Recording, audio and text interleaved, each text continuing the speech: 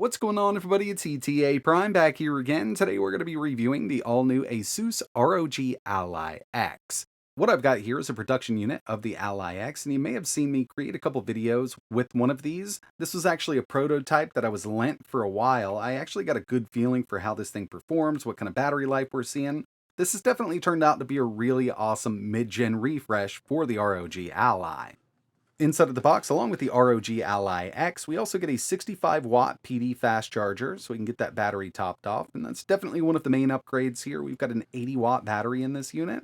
And if you do end up getting one of these, just remember, in the lid of the packaging, they do send along two little stands here, so we can actually prop this up on the desk quite easily. In this video, we can take a look at absolutely everything, from benchmarks, gameplay, battery life. I'm also going to be kind of comparing the performance to the original ROG Ally. And keep an eye on the channel because I will have a video going up real soon with the ROG Ally X versus the Steam Deck OLED. I definitely want to take a look at that. But overall, I think the new design here is really great. Again, I've actually been using a prototype of the Ally X for quite some time now. It's really comfortable. Ergonomics have been totally overhauled here. And of course, we've got that massive battery coming in at 80 watt hours versus the original ROG Ally at 40. So battery life on this thing is amazing. And by the end, we're definitely going to take a look at that. And overall, I got to say, I do like the look of the new ROG Ally X. We've got a brand new 8-way D-pad. It's also using brand new analog sticks here, which in my opinion do work out better than the original ROG Ally. And one thing that kind of annoyed me about the original was hitting those M keys around back because they were pretty big. They've slimmed these down, moved them inward just a bit. I mean, you can still easily access them, but you're not going to be accidentally hitting these like you would on the original ROG Ally. They've also done away with that XG mobile port. Now we have USB 4 running at a 40 gig protocol. We also have USB 3.2 micro SD card slot. Still got that power button / fingerprint sensor up top here. And I know a lot of people who already have the ROG Ally are wondering why they should upgrade. Well, I mean, one of the main reasons here is the ergonomics. Just taking a close look, the original ROG Ally did have some sharp corners where your palm rests. It really never bugged me. It wasn't super uncomfortable. But after moving over to the Ally X, it definitely makes a bit of a difference having those rounded corners.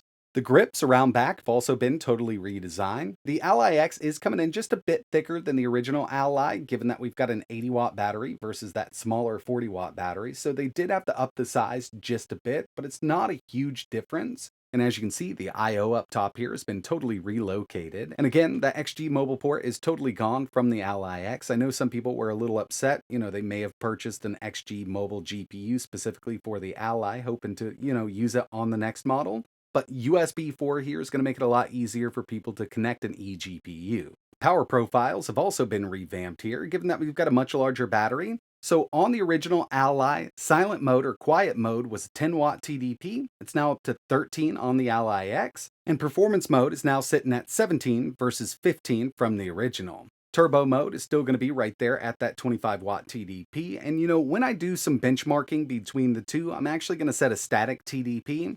It won't be fair to use these performance or quiet modes because obviously we've got a higher TDP on the Ally X.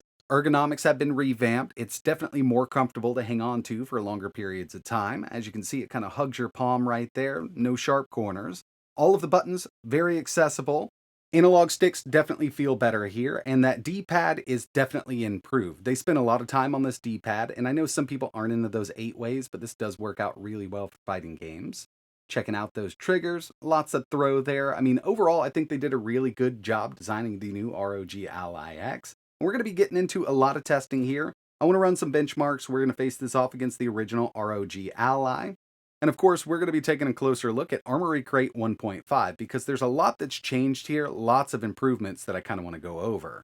And when it comes to the specs of the new ROG Ally X, for the APU, we're still using that AMD Ryzen Z1 Extreme. 8 cores, 16 threads, up to 5.1 GHz, built-in RDNA 3 iGPU with 12 compute units, up to 2700 MHz. A major upgrade here over the original is the addition of more RAM and faster RAM. So we've got 24 GB of LPDDR5X running at 7500 instead of 16 running at 64. A 1TB 2280 M.2 SSD, and this is upgradable to an 8TB drive in here. On the prototype I've had my hands on for a little while, I've actually got a 4TB drive installed, did a video on it, super easy to do. We've got Wi-Fi 6E, Bluetooth 5.2, a 7-inch 120Hz IPS display with FreeSync, same exact display from the original ROG Ally, up to 500 nits of brightness. 2 USB Type-C ports, so we've got 3.2 and USB 4, up to 40 gigs on that 4 port. 80-watt battery with up to 100-watt fast charging. It's going to be running Windows 11 Home out of the box. Armoury Crate SE 1.5 is pre-installed, and I'm sure will be upgraded down the road. And the weight on this is coming in at 678 grams.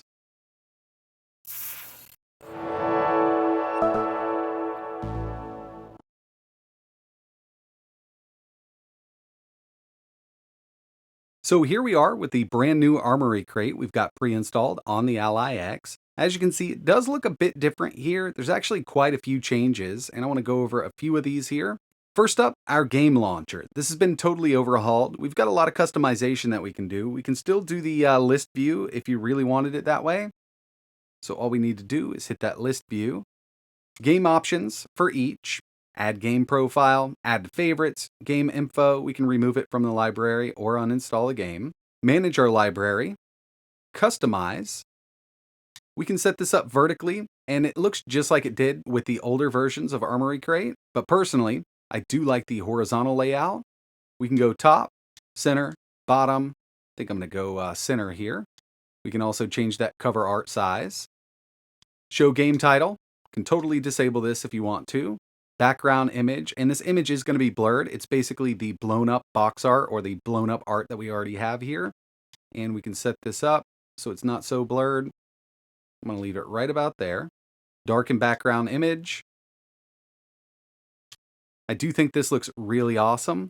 Again, we can favorite these. We've also got our platforms. So our Xbox games, Steam, Xbox Cloud Gaming, EA, Ubisoft, GOG. Basically, once we hit one of these, it's going to open up a web browser so we can easily download that application. Moving over to our settings, under General, Personalization. Now it looks like we're going to have a launch animation that we can change here. Right now there's only one, and that's the one we saw when we started this up. Theme for Armoury Crate. You can go light if you want to. Personally, I do like the dark one, or we can align with the system theme. So if you've got your system up to be timed, you can go dark or light given the time of day. Device information, going to give us some info right there. Storage, about, checking out performance. Windows profile, silent, and remember, with silent, we're now up to 13 watts instead of 10. Performance is up to 17 instead of 15. Turbo's going to be right there at 25, and we've still got that manual mode. If you're plugged into a 65-watt PD charger, we can go all the way up to 30 watts, an SPPT of 43, and an FPPT of 53. So this will be 53 watts for 10 seconds, 43 for 2 minutes, and we can have that sustained 30 watts. From System Stats, we can check out everything that's going on with the system. Eco Assist, Extra Standby Mode, Modern Standby Assist. You can turn CPU boost off or on. A lot of newer games actually don't even need it. It goes up to 3.3. That's just the base clock of the Z1 Extreme. I usually leave it on, but this can be disabled to save some power. Now, I do know there are games out there like Cyberpunk 2077 that really benefit from having this on, but if you're going with indie games, you can always disable this. And we've got our GPU settings. Since we've got 24 gigs in the Ally X, we can have 8 gigs allocated to that iGPU, and then we've still got 16 for the system. We can also enable all of the AMD advanced graphics options, like super resolution, fluid motion frames, anti-lag, boost, Radeon chill. And for the most part, I've had a really good time with fluid motion frames, but with a lot of the games that I was using it with, it's now added into the settings, at least AMD frame generation is. You can definitely experiment with this if you want to. And if you did want to allocate more memory to that iGPU, we can do up to 16 in this system. Update center, looking the same here. Calibration, left stick, left trigger. So yeah, I mean, we can go through, set the dead zones for everything on this device. Game visuals, lighting.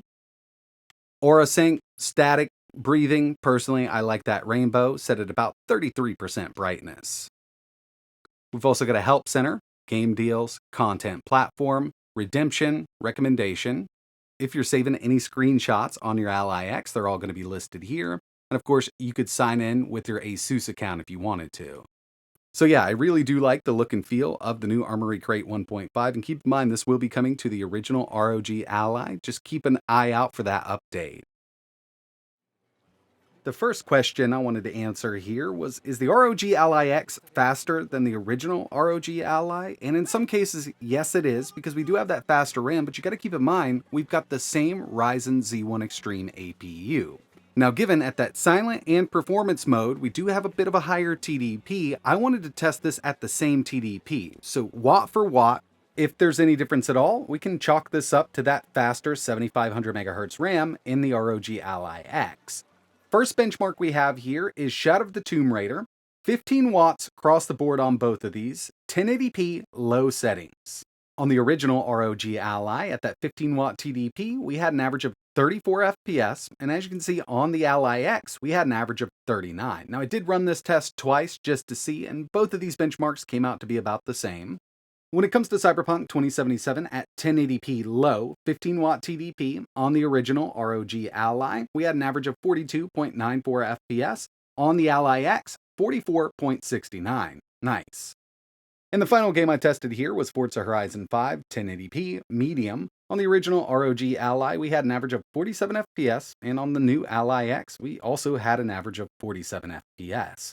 So there are some games here that just really aren't going to take advantage of that faster RAM, but we've got a much larger battery in the ROG Ally X, so we can up that TDP and see the same kind of battery life, but get better performance because we're running that CPU and GPU at higher clocks.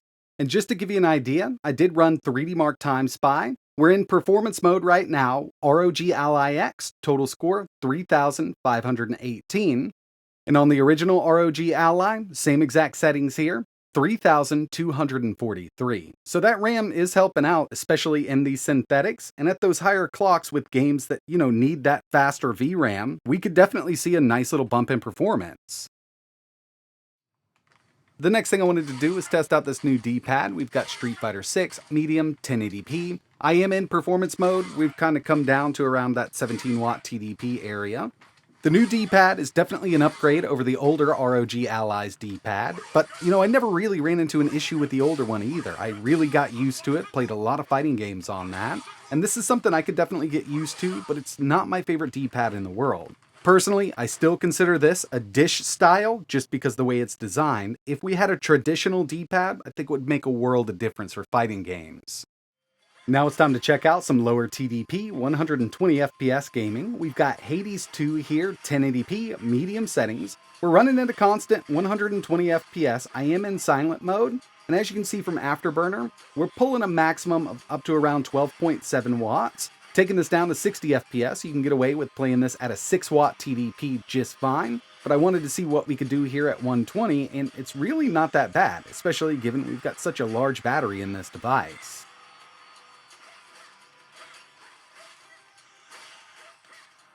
Here's Cyberpunk 2077, we're at 1080p, low in turbo mode right now. Taking it down to 900p, round performance mode, you can actually have a really good time with this, but I wanted to see exactly what we could do here at 1080, and it looks like we're seeing averages of around 76 FPS with this setup here, and I'm just using those stock power profiles. There's still some tweaking and tuning we could do with third-party applications.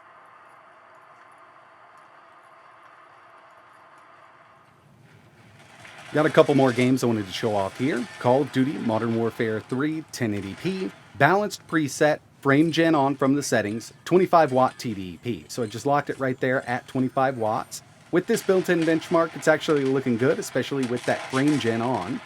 By the end of this benchmark, we had an average of 100 FPS, and you can see that our 1% low is sitting right there at 49.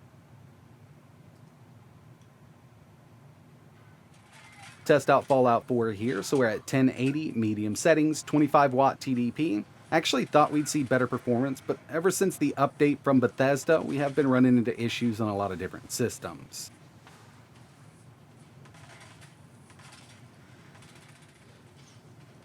And for the final game, we're at 1080 medium, frame gen on from the settings. These Nixus games run absolutely amazing on these RDNA 3i GPUs with that addition of frame gen. And this is one of those games I never played on PS4. I've been playing this a lot on the original ROG Ally. I've actually played through the game on PC so far, and seeing this kind of performance out of a handheld is really great, even if we have to use frame gen. Now we need to talk about the elephant in the room, battery life with the ROG Ally X. We've got an 80 watt hour battery with this. They doubled the size from the original ROG Ally. For my testing, I use Cyberpunk 2077 at high 1080p. And with this, we're going to be going through all of the presets we have. So silent mode, performance, and turbo mode. With my on-screen overlay, a mix of afterburner and hardware info, it gives us the total battery draw. So this is everything that's going on right now. As you can see, I do have the RGB off. Screen brightness is at 50%, and with all of the information we know about the ROG Ally X, like the battery size and total draw, now that we have hardware info up on screen, we can get a good idea of what kind of battery life we're looking at with this new handheld device. So with this, I use Cyberpunk 2077 high settings 1080p. We've got an 80 watt hour battery, 50% screen brightness, Wi-Fi on, Bluetooth on, RGB off. In silent mode, we're pulling around 21 watts from the battery, which looks to be around 3 hours and 53 minutes. Performance mode, 25 watt draw from the battery, 3 hours and 15 minutes. And in turbo mode, it jumps up to a 34 watt draw, that's 2 hours and 20 minutes. And I usually don't run this test, but I just wanted to see what we were doing here with some YouTube video playback at 1080p, 6.4 watt draw, 12 hours and 7 minutes of runtime.